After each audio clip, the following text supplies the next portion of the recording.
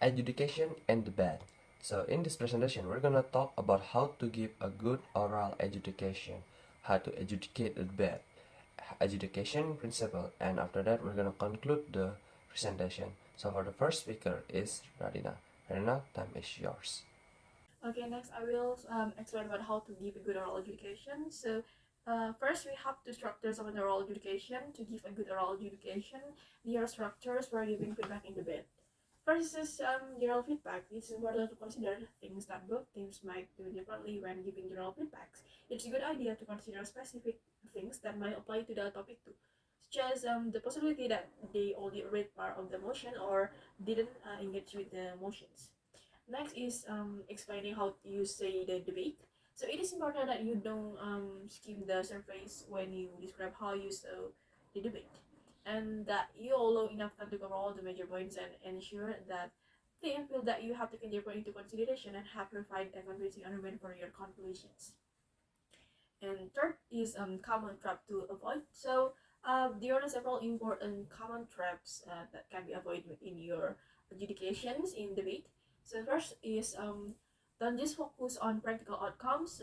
So when judging, you don't only consider the practical benefits or harms of an arguments.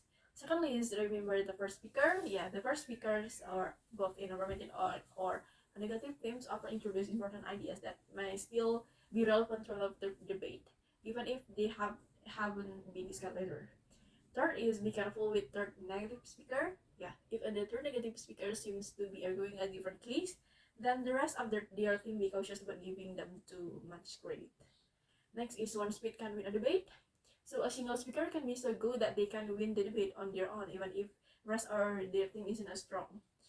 The last is don't speculate about what could have been. When judging, focus on what the speaker actually said, not only what you think they could have said. And then the last is warning about use of language. So when giving feedback, you try to use your language, the speaker language. I mean, and then they show that because they show that you understand the arguments. I think that's all from my presentation. The next presentation will be delivered by Dabrina. How to adjudicate a debate. Adjudicating a debate is the process of evaluating the arguments presented by each side and determining a winner. How to adjudicate a debate has 7 key terms. They are assessing arguments. It is identify the key points of each argument, analyze the evidence used to support those arguments, and evaluating the logic of the arguments. The second is determining the winner. It is to consider the arguments presented by each side, the strength and persuasiveness of the argument, and evaluate the speaker's ability in delivering their arguments effectively. The third is feedback. Giving feedback is to improve the debater's skills for the next debate events. Next, remain objective. As an adjudicator, they have to avoid personal biases or preconceived notions about the topic. Next is take notes. It is to help the adjudicator to remember and evaluate the arguments.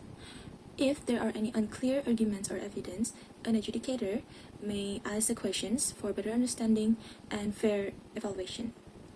And the last one is be fair. An adjudicator have to treat both sides equally and avoid favoritism. Alright, and now is adjudication principles. Adjudication refers to the formal legal process through which a court or an appoints adjudication resolves disputes between parties, resulting in a binding judgment. This essential process can address various conflicts, including disagreements between private individuals or entities, conflicts involving public officials and private parties, and issues between public bodies. The adjudication process typically involves several steps. The initiating party provides notice outlining the facts and applicable laws regarding the dispute, followed by defending parties submitting a defense. Hearing is then conducted where both parties present their arguments, culminating in a final ruling that is binding in all involved. Key principles guide this process, starting with due process, which ensure that all parties receive proper notification and have an opportunity to present their case, thereby maintaining fairness and transparency. Decisions are expected to be made based relying on the evidence and arguments presented during hearing. Next is my friend. Indra. Okay, thank you, Joy. So, in conclusion, adjudicating a debate is the process of evaluating the argument presented by each side and determining a winner. To give a good oral adjudication, there are structures for giving feedback in debate, like general feedback explaining how you saw the debate, common traps to avoid, warning about the use of language.